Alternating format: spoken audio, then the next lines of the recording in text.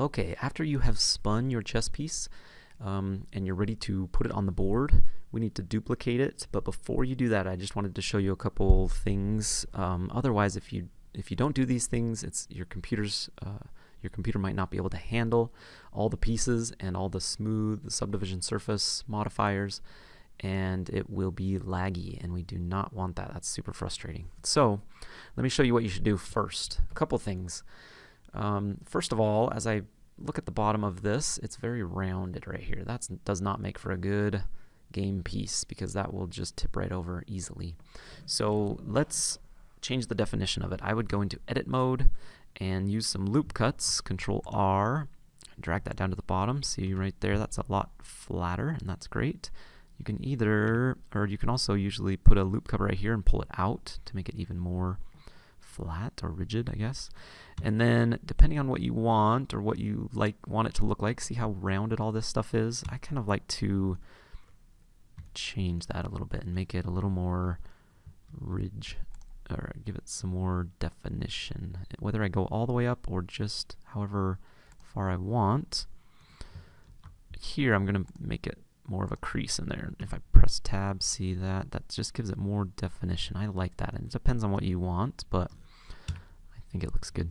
So I'm just going to do some loop cuts, Control R, click, and then drag, and get these creases back in there. They kind of went away when I did my subdivision surface, as it always does. And I like that. That looks a little better. This thing's a little razor sharp, but that's okay. All right, after I do that, the next thing, before you duplicate anything, and this is so that we don't have to go back and do this to every piece. So let's do it first. So I've got this smoothed. I did mine at 3. I had so many vertices that I made when I spun it. I'm just going to go down to 2 actually, and that should be good. If you didn't use as many vertices as I did, 3 might be good, but at level 2 it looks just the same. So I'm starting to use level 2 more and more often. So it's still smooth, but if I click, I could do this in the view to take off the smooth and then it won't lag. But I would rather click one button and not worry about this.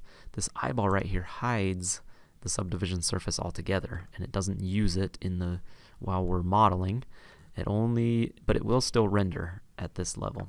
Also, it looks a little funny. Sometimes I put it back to the flat shading, and then I can see all the faces again, but sometimes I don't mind that. And either way, it's not going to make it lag. This over here anyway.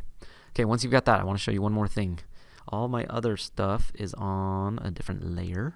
In fact, I've got a few different layers. Here's pieces that I've duplicated already. And so these are different layers. Here's my chessboard.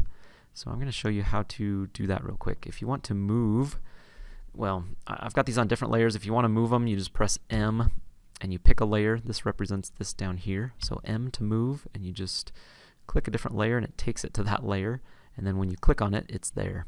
But if I wanted to leave it where it was, I can just hold down Shift and click multiple layers, and it shows all my layers. So that's a good way to hide stuff. When you render, it renders all the layers. Okay, so that's that. Now I'm going to duplicate this, Shift D, but before I do that, I'm going to get it on a top view and orthographic. So 7 on the keypad, and then 5. And I'm going to change the shading to material so I can see my colors. And I can just, on this view, I can just do a Shift D and kind of eyeball it. They're not always going to be perfect, but if you do want them perfectly aligned, you can constrain it to this axis right here, which, if I look down here, it's the y-axis going up and down on this view.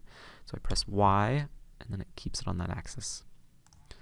And then if I duplicate this one, Shift D, I want to keep it on this. It's the x-axis as it shows right there. So X. And I'm just going to move it right here and click it. And then I could grab 2 at a time, hold down Shift and grab 2 at a time and duplicate. That way I don't have to do them all individually. So then I can get 4 and duplicate it. Depends on how many you need, how many pieces.